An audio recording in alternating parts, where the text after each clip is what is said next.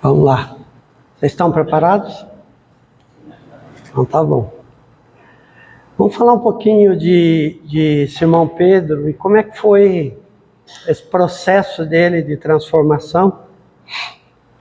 Vocês sabiam que o Simão Pedro era mineiro? Né? Minas ainda nem existia, mas que ele era mineiro né? Quando a gente começa a olhar a trajetória dele, a história, quando a gente lê o livro Paulo Estevão, por exemplo, a gente vê um lado muito contemporizador, um lado muito maduro de líder mesmo. Né?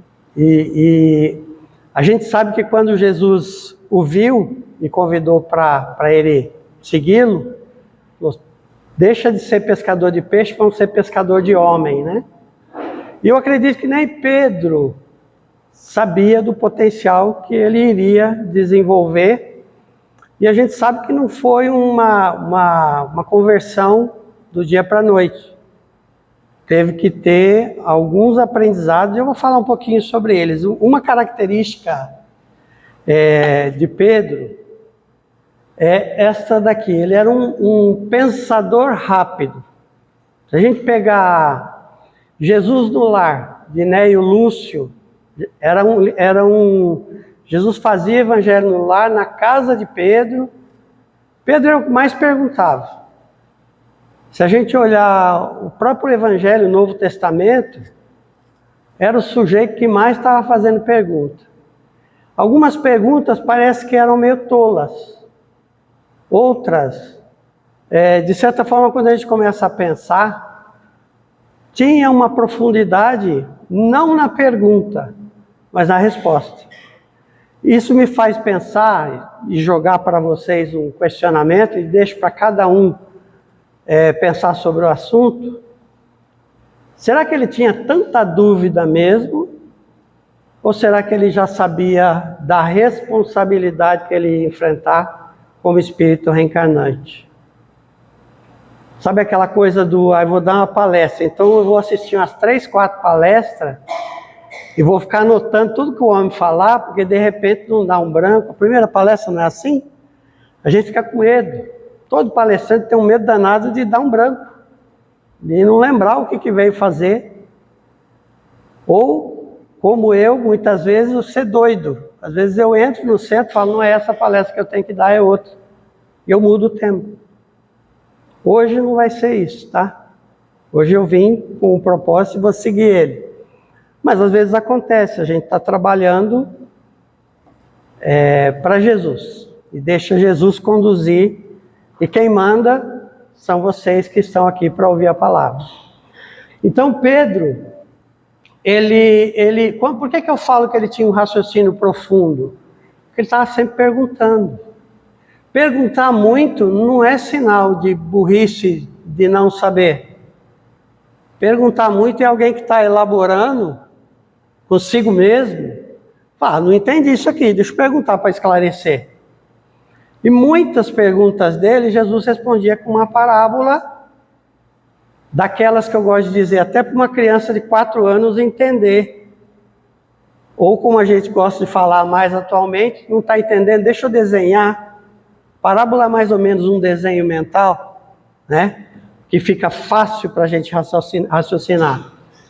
Então, assim, o fato dele fazer muita pergunta, na hora que a gente está lendo no começo, a gente até se irrita com as perguntas dele. Deixa o homem falar, se fica fazendo pergunta idiota, o homem está querendo falar, tem um ensinamento para colocar, mas depois que você vai se aprofundando, você vai entendendo que tem uma razão de ser. E eu particularmente acredito que, como espírito reencarnante, ele sabia que existia uma proposta. Ele poderia, como ser humano, desistir dessa proposta. Mas ele sabia de algo que foi combinado lá em cima. E, de certa forma, o seu interior inquieto disparava o tempo inteiro para ele ir absorvendo os ensinamentos. Lá para frente, nós vamos falar daqui a pouco na palestra, lá para frente utilizar esses conhecimentos numa prova de fogo. Nós conhecemos a história de Pedro, Quando foi que fundaram a União Espírita de Iracemápolis? 31. Quando eu era menino lá em Barbacena, mas não, aqui na praça, que eu quadrava jardim aqui, né? Que eu vinha namorar na praça da igreja, acho que não existia, com certeza não existia ainda. Não existia esse centro, não sei se existia outro centro espírita em Iracemápolis. Mas o que acontecia? Tem todo um propósito estabelecido, e nós somos muito questionadores, por isso nós viemos parar numa casa espírita.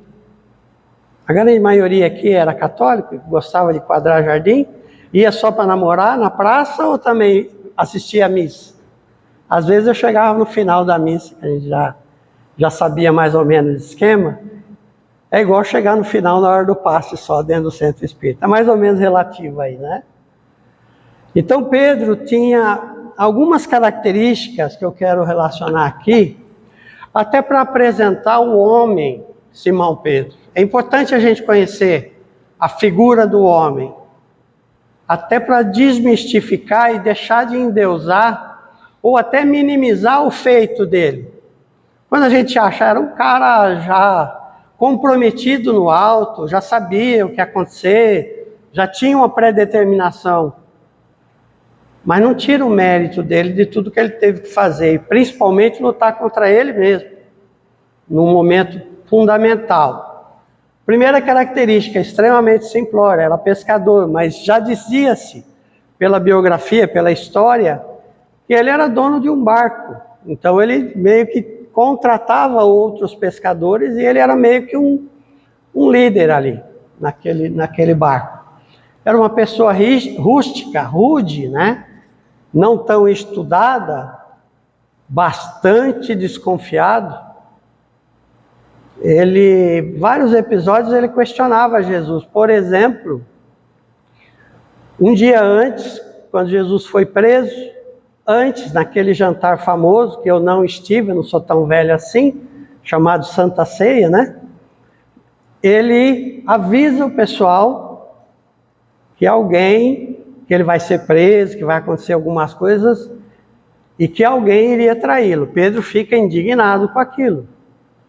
Do tipo assim, se fosse entre nós, nos dias de hoje, fala quem é que nós já vamos dar uma coça nele. Onde já se viu trair Jesus? Eu nunca vou trair você. Eu vou te acompanhar até a morte. Quando Malco, um servidor de um doutor da lei ali, tentou interpelar, ele foi lá e pegou a espada e cortou a orelha do sujeito. Era impulsivo.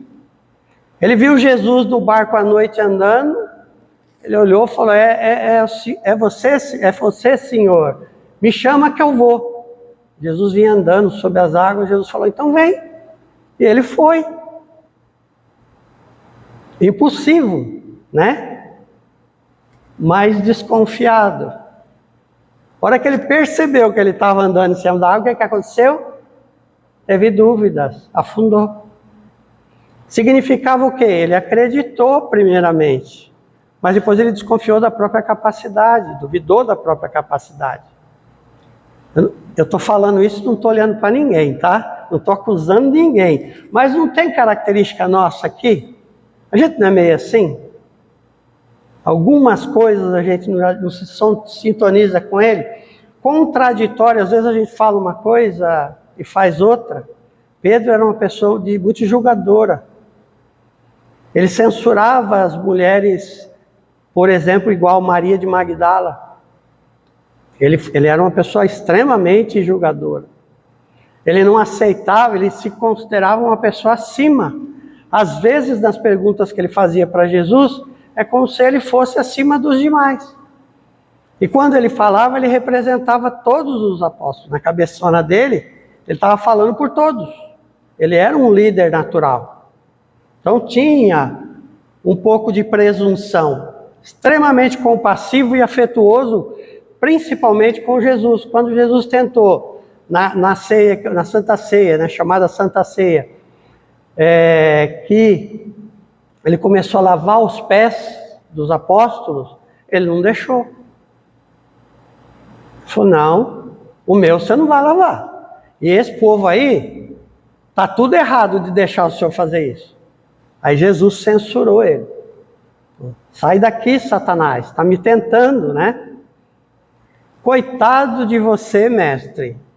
Tudo isso vai acontecer, você não merece isso. Jesus, de novo, deu uma repreendida nele. Então ele era muito afetuoso, não gostava de ver, defendia Jesus com unhas e dentes no dia a dia ali. Mas, vamos falar um pouquinho agora sobre o contexto todo. E aqui eu quero que vocês, conforme eu for contando a história, tentem se colocar nesse lugar para ver se vocês, de vez em quando, já não aconteceu com vocês a narrativa que eu vou fazer.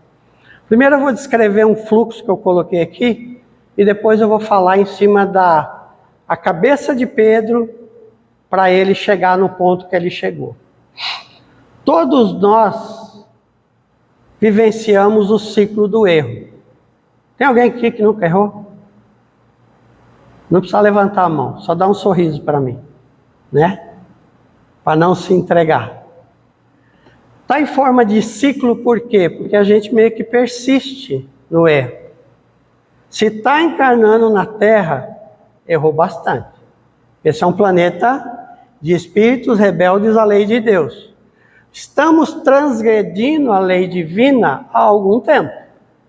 Por isso que a gente está reencarnando na Terra ainda. Quem não está, já foi. Já está alguns passos à nossa frente. Ao mesmo passo, desculpe a palavra, nós não somos tão tranqueiros assim, que a gente ainda está na Terra. Significa que nós estamos a caminho da regeneração. Quando a pessoa vai se formar na escola, na faculdade, é chamado de formando. Nós que somos alvos de regeneração, somos regenerandos. Estamos em processo de regeneração. Se não, muitos de nós já teríamos, falando linguagem popular, vazado aqui da Terra. Por quê? Porque a gente já sabe que o processo de separar o joio do trigo já vem acontecendo há muitos anos. Espíritos recalcitrantes no mal, quer dizer isso, aqueles que persistem no mal não estão mais ganhando alternativa para encarnar na Terra. Aqueles que não têm mais nenhuma alternativa de modificação, já foram. Tem luz no fim do túnel para nós todos. E não é trem chegando. É uma coisa boa, né? Sinal que a gente está querendo sair desse ciclo do erro. Mas o que acontece naturalmente quando a gente erra?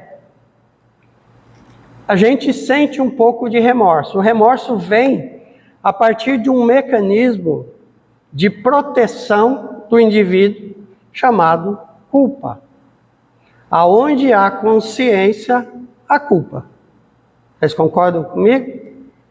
A culpa não é um mal, é uma ferramenta de correção. Acompanha todas as ferramentas da lei natural dentro do processo de reencarnação. O processo de reencarnação conta com o auxílio da culpa.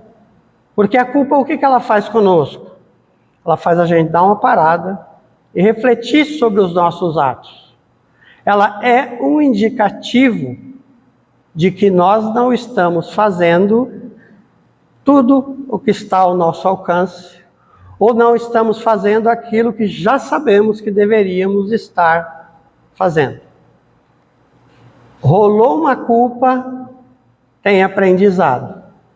Mas o que acontece conosco normalmente? Entramos naquilo que eu chamo de remorso, que é uma persistência, como se fosse uma tortura, um foco muito grande na nossa culpabilidade.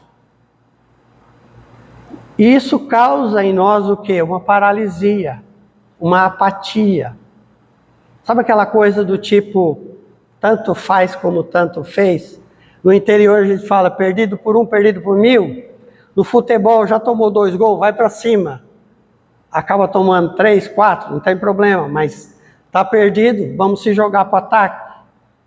É mais ou menos isso que acaba acontecendo, até que a gente chega no estado de paralisia. O estado de paralisia, entendam como o nosso fundo do poço. E o legal é que o fundo do poço é diferente para cada um de nós. Cada um tem o seu. É um limite que nós estabelecemos ou Deus estabeleceu para nós como um processo de auxílio, cumprindo uma promessa que Jesus nos fez. Teu jugo será leve. Traduzindo, ninguém suporta um peso, ninguém carrega um peso maior do que os próprios ombros possam suportar. Essa é a promessa de Jesus. E para cumprir essa promessa, é estabelecido esse fundo do poço. Que lugar é esse? Fundo do poço não é um lugar para ficar estacionado. Nós sabemos que o Espírito é eterno. Existe um tempo determinado para cada um de nós ficar nesse fundo do poço. Ele é estabelecido, como eu disse, se estamos conscientes por nós mesmos. Se não estamos conscientes pelo nosso determinismo divino. Está cheio de história como essa nos livros espíritas.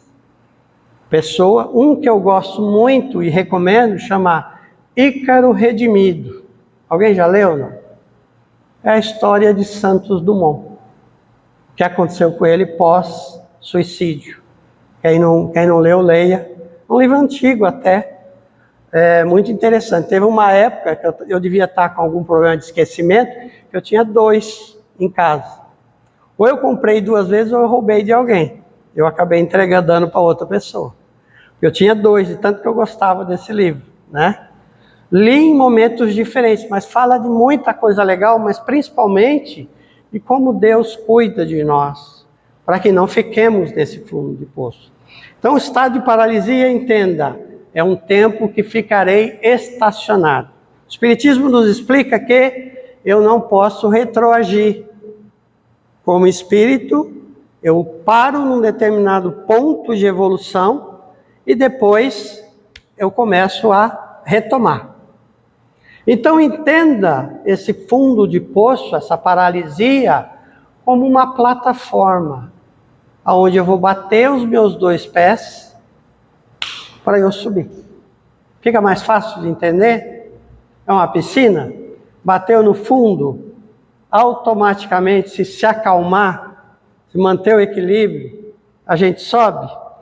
Os livros espíritas nos ensinam que a forma de subir é através do arrependimento sincero.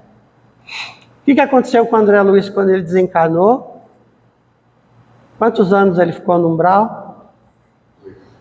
7, 8, né? O que aconteceu? Quando foi que ele saiu da zona umbralina? Ele estava santo quando ele saiu de lá? Estava querendo defender todo mundo, estava amando, beijinho, beijinho? Não. Ele chegou no fundo do poço dele. Quando a arrogância, a vaidade, deu lugar à humildade de chegar para Deus e dizer: eu não aguento mais, meu Pai, me tira daqui. E isso não é da boca para fora, porque Deus a gente não engana. É quando vem do coração, é um arrependimento sincero. Por quê? Qual que é a diferença entre remorso e arrependimento? O remorso é uma fixação crônica na culpa, como eu mencionei. O arrependimento é uma consciência de culpa. Conseguem perceber a diferença? Eu tenho consciência que eu errei. Eu não vou me debater, não vou bater em mim mais do que eu já bati. Agora eu quero sair dessa. Como que eu faço para sair dessa? Como que eu faço para corrigir? Como eu faço para mudar a situação que eu estou? Esse é o pensamento para sair fora. Arrependeu, não vai ter problema mais? Não vai ter que pagar nada? Vai.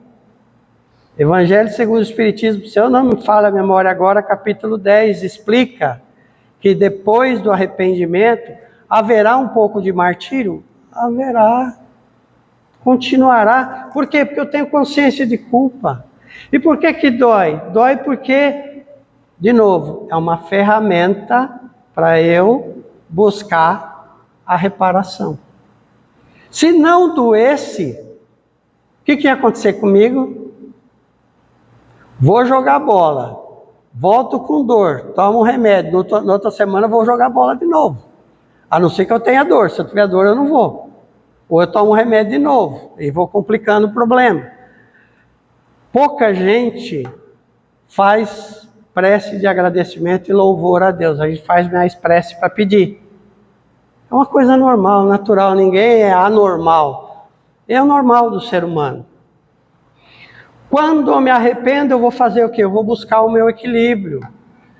Tenho consciência da culpa, confio em Deus e acredito que Ele vai me dar todas as chances para eu recuperar essa situação e reparar o que aconteceu. Fixação crônica. Eu não devia ter feito isso, eu sou um idiota de confiar nessas pessoas, eu não aprendo nada mesmo, eu mereço morrer, eu não mereço ajuda de ninguém. Já tiveram esse tipo de pensamento? Eu estou ali do outro lado, ó, no remorso, me batendo, sendo que Deus já me perdoou, tá dito. Quando Pedro perguntou para Jesus, mas quantas vezes Deus perdoa? 70 vezes 7 para cada falta. 490 vezes, ele jogou um número lá em cima, cabalístico. Mas Deus perdoa imediatamente. Quem tem que se perdoar primeiro? A gente. Porque senão a gente se condena ao fundo do poço. O Ícaro Redimido mostra que o Santos Dumont, pós-desencarne, virou um ovoide, de tão problemático que ele ficou. Então, a situação se agrava. Entenderam o contexto aí? Então, vamos lá. Vamos ver.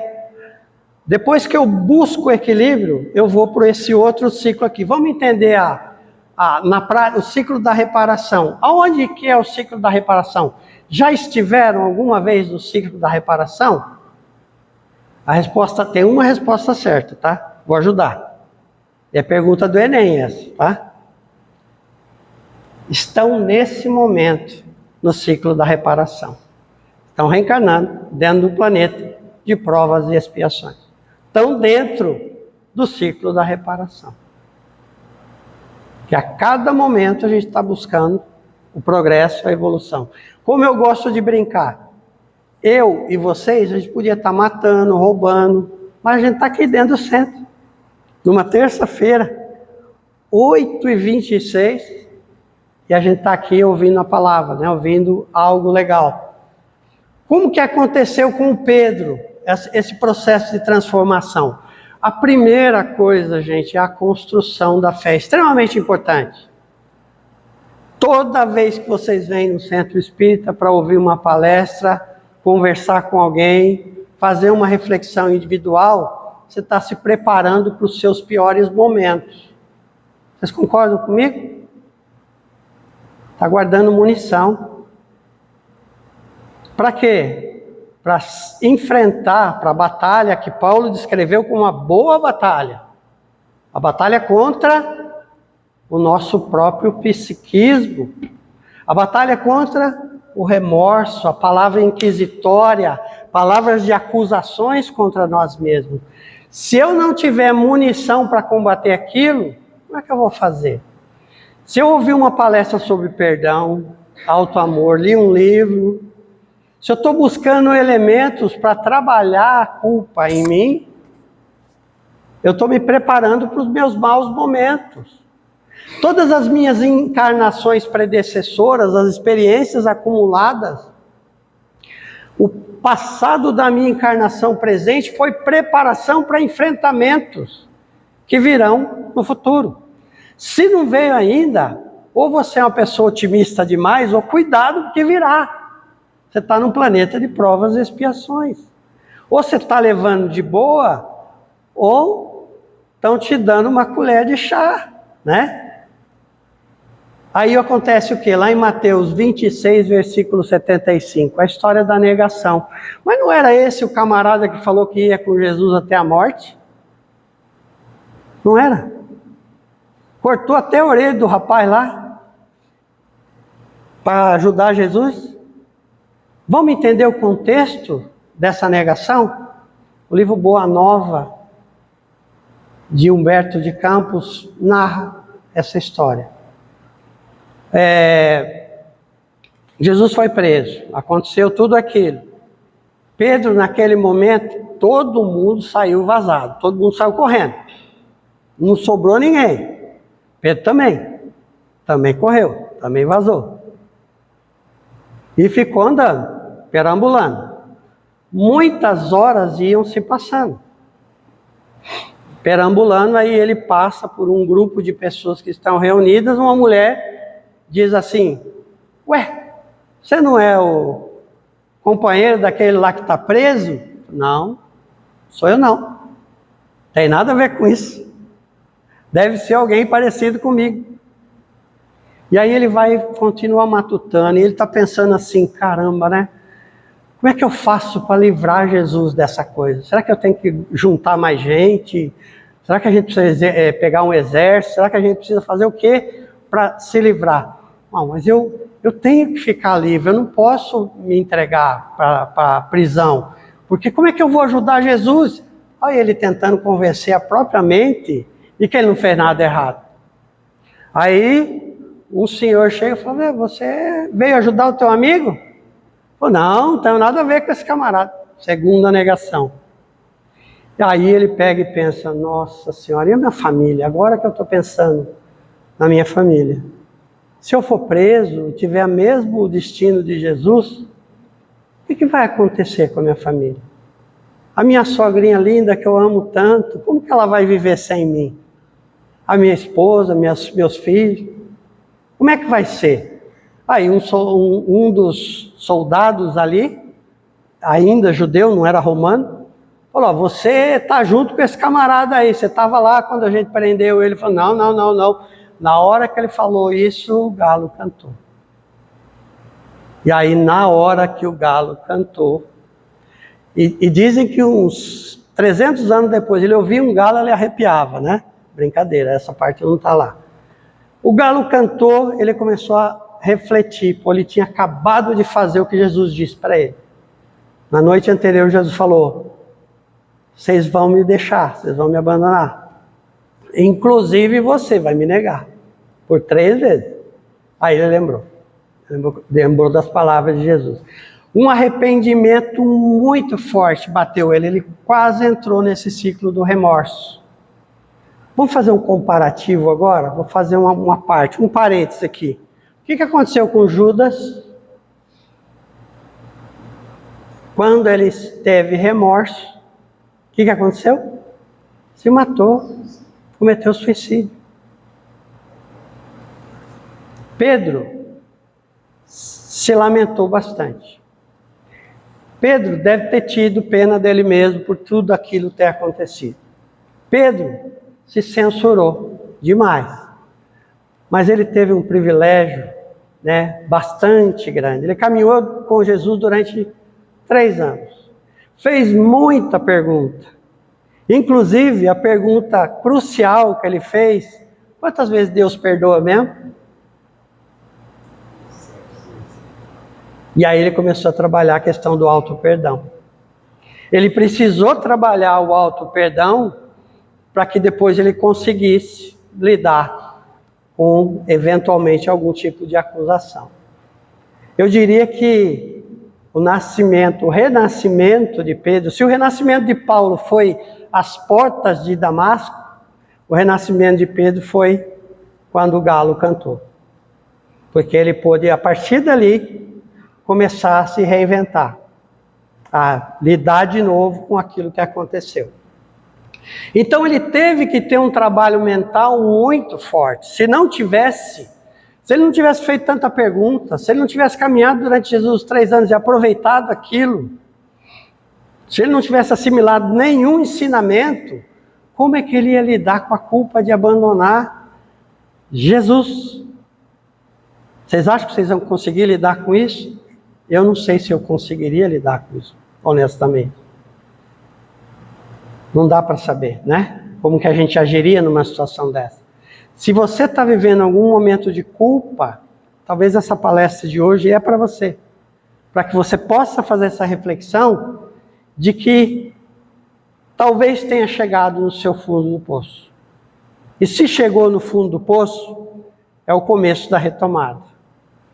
É o começo para subir. É bater os 2 pés do fundo e começar a usar o trabalho mental. É lembrar das palestras, é lembrar de quem você é lembrar de tudo que você já passou nessa vida, do que você teve que ralar para chegar aqui.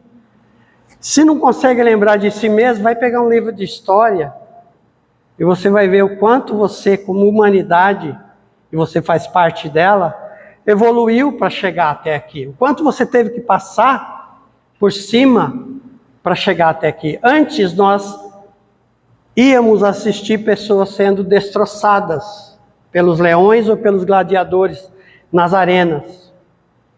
Hoje, quando a gente vê o mal, a gente se enoja.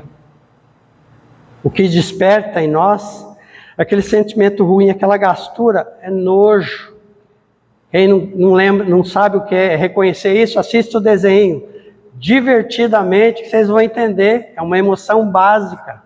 Nojo, asco. E aí, a gente pega e faz o trabalho mental, que é a boa batalha. Haverá acusações de você contra você. Haverá momentos em que você vai dizer, coitadinho de você, fica quietinho na cama. Haverá momentos que você dizer, você não merece nada, porque você só faz coisa errada.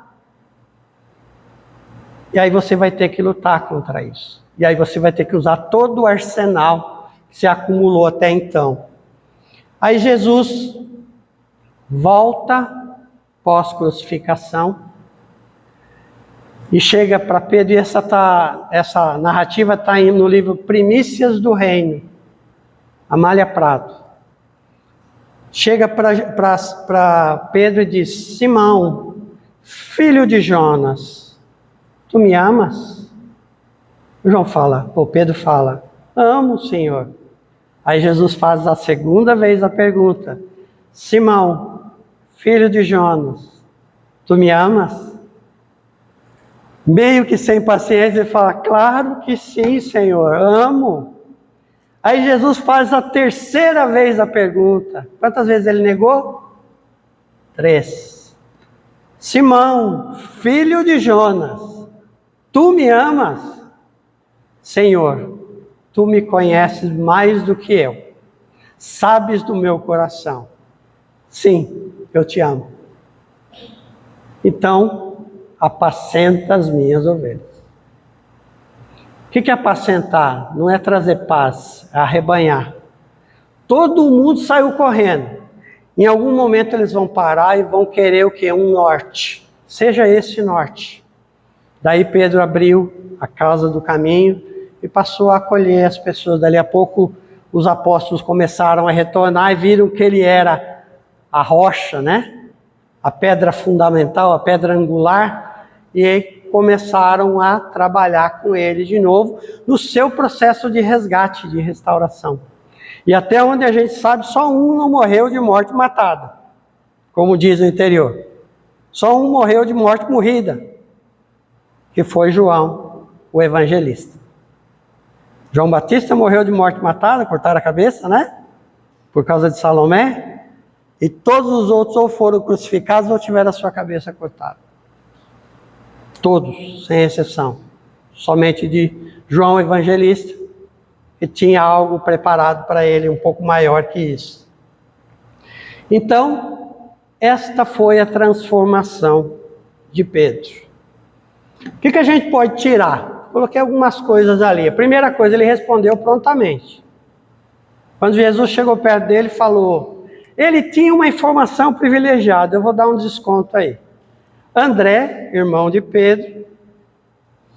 Pedro e André eram seguidores de João Batista. Quando João Batista viu Jesus, André estava perto, João Batista falou, aquele ali é o Cordeiro de Deus. E André ouviu. E André ficou ali, e daí o André correu e falou, viu, encontrei o Messias, ele está por aqui. E quando Jesus chegou e falou, tem ser pescador de homens? Ele respondeu prontamente. Quando Jesus falou para ele, vem, ele foi. Quando Jesus disse para ele, para com essa besteira de culpa, vem, me ajuda a construir o meu reino, ele foi. Obediência. Jesus chamou, ele foi. Independente das hesitações que ocorreram na vida dele. Importa o que como ele conseguiu superar isso. Esse é o exemplo que a gente tem que ter de superação. Paulo Estevão conta muito dessa história de Pedro, né? Jesus no Lar, né, Luz, como eu mencionei, conta também, tem outros livros, né, que podem contar um pouquinho disso. Fazer o nosso trabalho independente do que os outros pensem, com amor e diligência, ou seja, com disciplina, de forma ordenada, ter disposição para aprender sempre, nem que eu tenha que ficar perguntando, se eu não estou entendendo, eu preciso me esclarecer. É importante viver pela fé e não por aparência, seja teu o vosso dizer sim, sim, não, não. Quer dizer sim? Diga sim. Mas o que o meu vizinho vai pensar? Ele pensa com a cabeça dele, você pensa com a sua. Quer dizer sim, diga sim. Quer dizer não, diga não. Está lá no Evangelho. Arrependimento só existe se ele vem acompanhado de ação. A história da transformação de Pedro não foi uma conversão. Acho que ficou claro para vocês. Foi uma construção. Dependeu muito dele. Não apareceu nenhum anjo e falou, segura as pontas aí, Pedrão, nós vamos dar uma força para você. Não aconteceu isso. Ele lutou a boa batalha dele quando precisou. Ele se fortaleceu buscando dentro dele os elementos que ele precisava para sair da situação que ele mesmo se colocou. Foi decisão dele, por livre-arbítrio. Se protegeu de uma certa forma, mas ainda assim ele teve que lidar com... porque ele negou, né? E o principal, gente, que vocês não podem... Se vocês não quiserem lembrar nada do que eu falei, lembra do que eu vou falar agora. Para que a gente possa evoluir, a gente precisa restabelecer uma coisa. Vocês acreditam em alma gêmea? Essa coisa de que todo mundo tem uma tampa de panela? Está com essa tampa de panela por aqui? Né? Vocês acreditam nisso? Todo mundo tem a tampa de panela? Tem, mas não é outra pessoa. A minha tampa de panela são os meus pedaços, a minha infância, quando o menino ficou perdido, a minha adolescência que tomou decisões equivocadas, o meu adulto, o meu eu de ontem que tomou uma decisão e eu fui abandonando. Tudo aquilo que eu não gosto eu abandono. Todo o meu lado negativo, a minha sombra eu abandono. Se eu quiser efetivamente evoluir, eu preciso recolher os meus cacos. Voltar lá atrás, chegar e abraçar a criança que está chorando, o adolescente, o adulto, acolher, diz que vem cá, meu nego, me dá um chamego, né? Aquele acolhimento gostoso, um alto abraço, se perdoar por todas as coisas que fez ou deixou de fazer e não rejeitar o teu lado sombra, que é aquele lado que a gente não gosta. Estou fazendo alguma coisa errada, tudo bem, vamos tentar entender o que eu preciso fazer para mudar, mas não vou rejeitar. Porque faz parte de mim. Tudo aquilo que falta em mim, faz falta para mim. Porque enquanto eu não resgatar e me colar e me reestruturar, eu vou continuar andando por esse mundo como uma criatura incompleta. O teu amor, o amor da tua vida, é você. A pessoa que você não pode viver sem é você. Como eu disse, se não lembrar de nada, lembra disso. Ao chegar em casa hoje, que vocês possam começar a refletir sobre essa questão. Olha para o espelho, fala, você é lindo.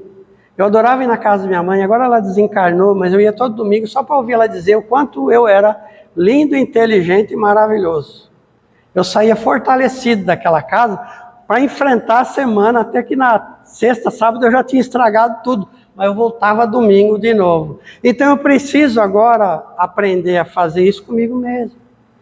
É olhar para o espelho e gostar do que vê. E se não gostar por enquanto, não tem problema, vai se ambientando, namora ele, ela. Começa a se reconhecer, começa a passar a entrar em processo de harmonia, porque quem se ama, isso é certeza, quem se ama nunca mais vai ter um segundo de solidão. Obrigado, gente, era isso que eu tinha para vocês essa noite. Valeu.